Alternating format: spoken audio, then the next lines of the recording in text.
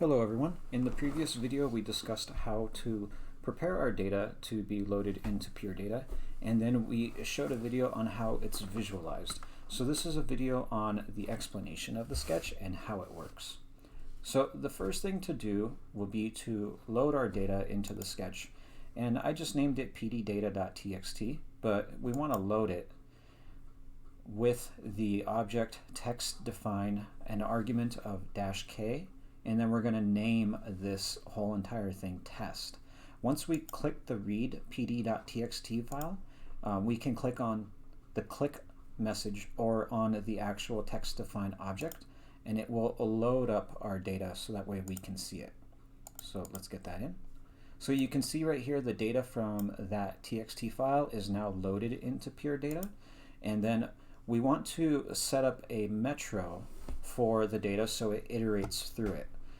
So I am using a metro of 2 milliseconds because my data was that rapidly collected, but you'd want to use whatever your timestamp is, or the duration between your timestamps, and you can even just play with this to see what it looks like. And then you're going to have it bang into a increment and a modulo of however much data you have. If this goes over your data limit, then it will stop counting when it reaches the max. So when you start the metro, you're going to want to use an object of get. So you're going to text get, and then you're going to use the name of the text that you defined in the step 1.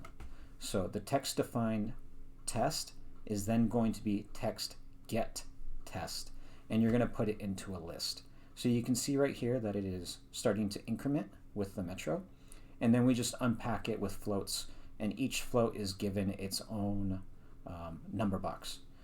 And then from there we can visualize it. I am using a color RGB and then just a cuboid, so that way we can get that appearance of the box expanding as the values expand, and then the box collapses when the values go down. And it's pretty simple after that, and then you just play with your volumes, and then you can do anything. I did an oscillate object, but realistically you can make it whatever you want. So I hope this helps, but it really just comes down to text define the test and then text get for the test. Hope that helps. Good luck.